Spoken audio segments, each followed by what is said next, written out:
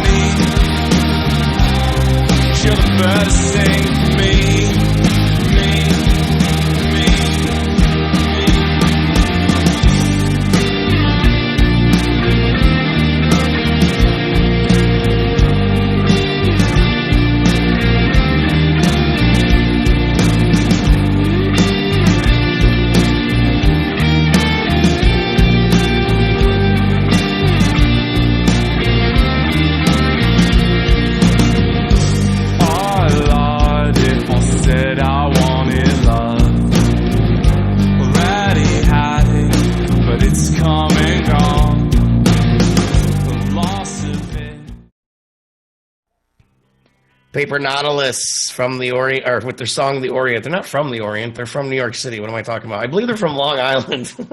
It's kind of like the Orient. I don't know. I was there recently. It's very weird. No. Yeah, man. I just did the review on these guys. When I first listened to them, I loved it. And I just had to go through and figure out the right things to say about it. Before I let you give your thoughts, I wanted to talk to some people on Periscope real quick. People were asking how to submit their music. So everybody on Periscope and Facebook and YouTube, you can go straight up to indiemusicplus.com and check out the Submit Music tabs up on the top of the menu. So, Dave, why don't you tell us about what you think about this song? Yeah, we were just talking in the green room. It was about, I was asking you what accent is that? It almost sounds English or British, and you're thinking it's just the Long Island. I know some singers that tend to go a little English sounding sometimes. Yeah, maybe it was interesting. I'm curious, so I don't know if they're actually here live. Throw it in the chat. But yeah, I mean the Long Island accent it can be pretty thick. Same with Chicago and Southern and all that stuff. But anyway, so I really like this sound, man. It was, the alt rock, little grunge in there. It's a long song, which is kind of interesting. This is just like stream of consciousness on my thoughts on this. So the first point would be it's almost 7 minutes. So, man, we got to interview these guys one of these days because I want to know the answers to this stuff. It's almost a 7-minute song. So, I mean, people in the industry, it's been like this for, 40, 50 years? I mean, 7-minute songs don't get radio play. A lot of they have 4 songs on their EP that's on Bandcamp, actually. You can go find it on Bandcamp. Bandcamp, I always say that word too fast. Bandcamp.com. And their songs are all around 5 minutes to 7 minutes. So, I mean, they're artistic. They're not going for the radio hits necessarily. Which is fine. And that's the question. It's like, what's the intention? Do you guys not care about radio play? And if they don't, cool. All music is art. If that's what you want to do, cool. And I enjoyed the song. But I'm just stating that point, I guess, to people that may not realize that like radio, they're looking at 3 to 4 minutes. And if they're trying to decide what song to play. I can't get it. Later on. There's a couple that are on the fence. It's like, that one's 7 minutes. No, we can't play that one. It's too long. But if there's enough of a buzz and enough of a crowd, enough people behind a song that is that long, then it will get played. It's just a tougher path. Yeah. But anyway, yeah, I was thinking, so an example of that would be like Pearl Jam. You know, they were known, some of their songs, they just have these long, just, I don't know, drawn out's the best way to say it. But yeah, it goes on. Like the solos in the end, they'll just like go and go. What's that? People are talking about on Periscope, November Rain.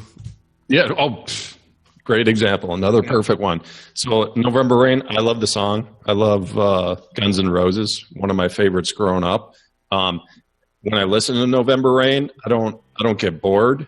I'm not like tired, or it's like I love Slash, and it's like great. But they were already, you know, one of the 10 biggest bands in the world at that time. So, you know, they're going to play their stuff. But anyway, yeah, there is a little grunge feel to this. Really big, full, you know, crunchy guitars, and that was nice. The only thing on my end for a critique would be, I think the lead vocals were just a little quiet. Sure.